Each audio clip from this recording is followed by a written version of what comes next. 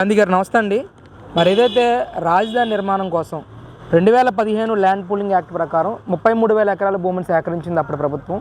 తర్వాత మళ్ళీ ఈరోజు 2025 ల్యాండ్ పూలింగ్ యాక్ట్ ప్రకారం మరొక 44,000 ఎకరాల భూమిని సేకరించడానికి ప్రభుత్వం కసరత్తులు చేస్తూ ఉంది.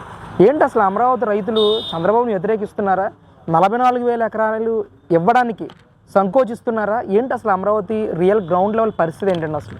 అందరికీ నమస్కారం.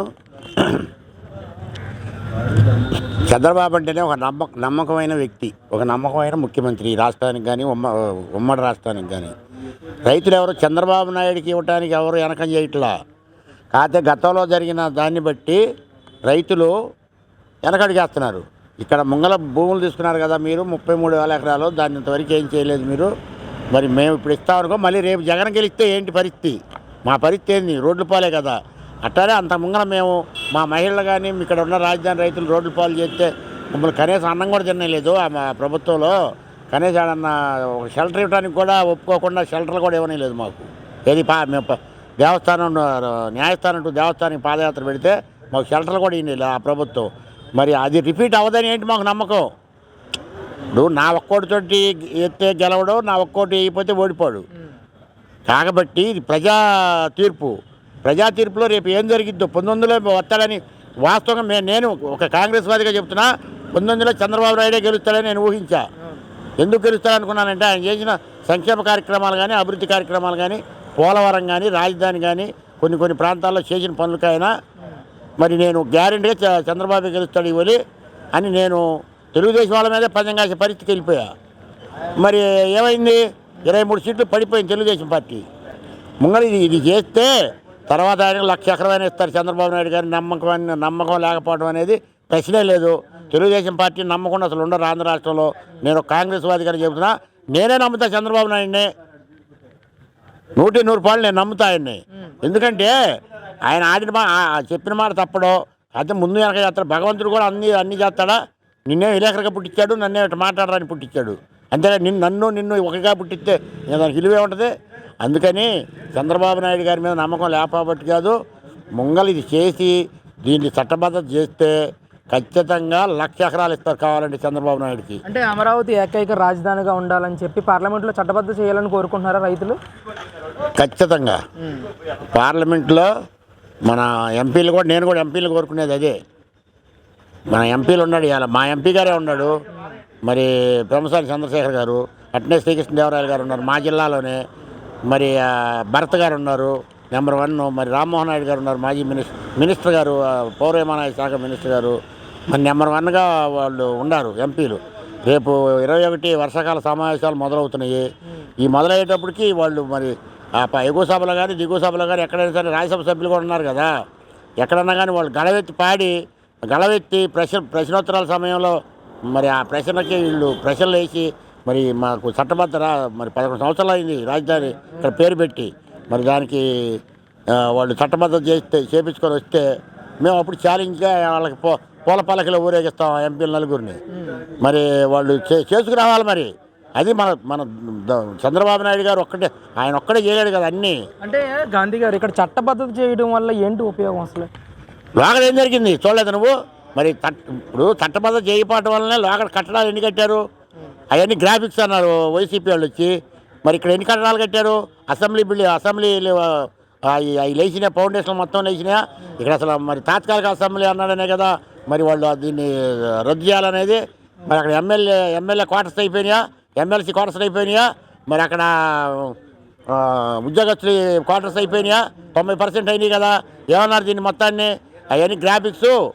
అమరావతిలో రాయి మీద రాయి కూడా పెట్టలేదు, ఎక్కడ ఒక కట్టడం జరగలేదు, ఎక్కడ ఒకటి జరగలేదు అన్నారు వాళ్ళు అని మొత్తాన్ని నెట్టేసి మేము అసలు దానివల్ల మేము ఎంతమంది మహిళలు కానీ రైతులు కానీ ఎంతమంది చనిపోయారు? 270 మంది చనిపోయారు.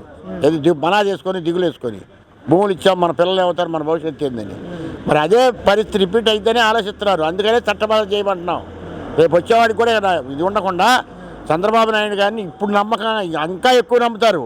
ఇకప్పుడు చంద్రబాబు గారు ఒక్కటే ఈ ఎంపీల ద్వారాగా చేయగలిగితే ఇలా అవకాశం ఉంది చంద్రబాబు గారికి.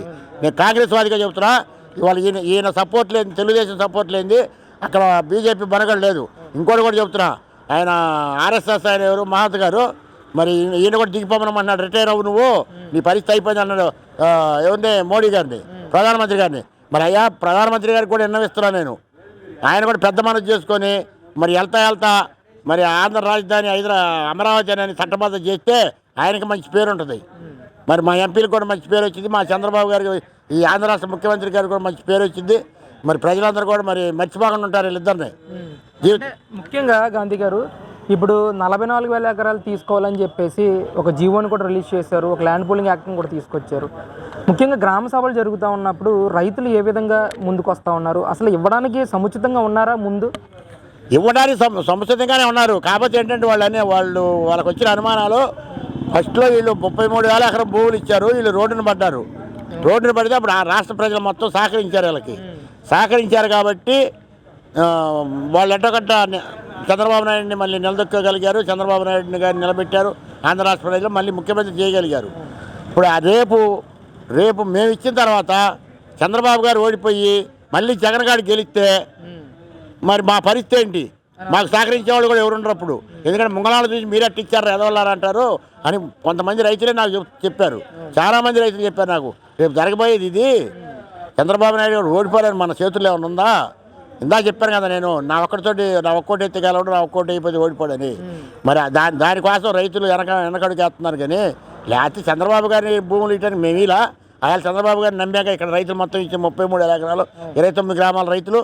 మరి అది వాళ్ళు ఆలోచించాలి, పెద్ద మనసు చేసుకొని రాజకీయ నాయకులు ఆలోచించుకోవాలి. అంటే చంద్రబాబు నాయుడు మీద అమరావతి రైతులు వ్యతిరేకంగా లేరు, కాకపోతే జగన్ గెలిస్తే రేపు మా పరిస్థితి ఏంటనే ఒక ఆలోచన, ఒక భయంలో ఉన్నారంటారు, అంతేనా? వ్యతిరేకత కాదండి. ఇప్పుడు తండ్రి నడక ఎవరిని అడుగుతామండి మేము? ఇప్పుడు మా ఇంట్లోకి వెళ్ళా నాకు డబ్బులు కావాలి 10 రూపాయలు, నా తండ్రి నడక ఎవరిన పక్క ఇంటి వాళ్ళు అడిగితే ఒప్పుకుంటారా? ఇప్పుడు మాకు తండ్రి లాంటిదే కదా రాష్ట్రానికి ఎవరు? చంద్రబాబు నాయుడు గారు. అవును మేము అడుగుతాము, మా వాళ్ళు అడుగుతారు, రైతులు అయ్యా మాకు ఇది చేసి పెట్టి అని అడుగుతారు. తప్పే ఉంది దీంట్లో? ఎందుకంటే వీళ్ళు కష్టాలు పడ్డారు కాబట్టి మర్చిపోతాడేమో చంద్రబాబు గారు అని గుర్తు చేస్తున్నారు. పెద్ద మనసు చేసుకొని చేసి పెట్టాయని మా రైతులు అడుగుతున్నారు. తప్పే ఉంది దీంట్లో? దీనికి వైసీపీ వాళ్ళు ఏదో తప్పు బట్టి రాజధానిలో రైతులు అవిశ్వాసంగా ఉన్నారు, రాజధానిలో రైతులు గళవెత్తి మాట్లాడుతున్నారు, రాజధానిలో రైతులు చంద్రబాబుకి అనుకూలంగా. మరి దద్దమల్లారా, తండ్రి నడక ఎవరిని అడుగుతారా? మీరు తెలుసుకోలేని అయ్యారా బాబు మీరు? ఎవడైనా సరే మీ నానీలు అనేవాళ్ళు ఒక్కళ్ళు కూడా రాజకీయానికే పనికిరారా బాబు మీరు? రాజధాని రైతులు ఎవ్వరు వ్యతిరేకంగా అయితే మాత్రం లేరు. అయితే చట్టపద్ధతి చేయాలని మాత్రం గట్టిగా డిమాండ్ చేస్తున్నారు అమరావతి రైతులు. 100కి 100 చేస్తున్నారు డిమాండ్. నేను చేయటం కాదు, నా మనసులో మాట కాదు, ఇక్కడ ప్రజలు మొత్తం మాట. అయితే బయటపడతలా, నేనేం బయటపడి చెబుతున్నాను మీకు. చట్టబద్ధత కానప్పుడు మిమ్మల్ని మాత్రం ఖచ్చితంగా నమ్మరండి. చట్టబద్ధత చేస్తేనే ఈ ప్రభుత్వాన్ని నమ్ముతారు, మళ్ళీ మీకు భూములు ఇస్తారు స్వచ్ఛతంగా ముందరకు వచ్చి. జై అమరావతి, జై అమరావతి.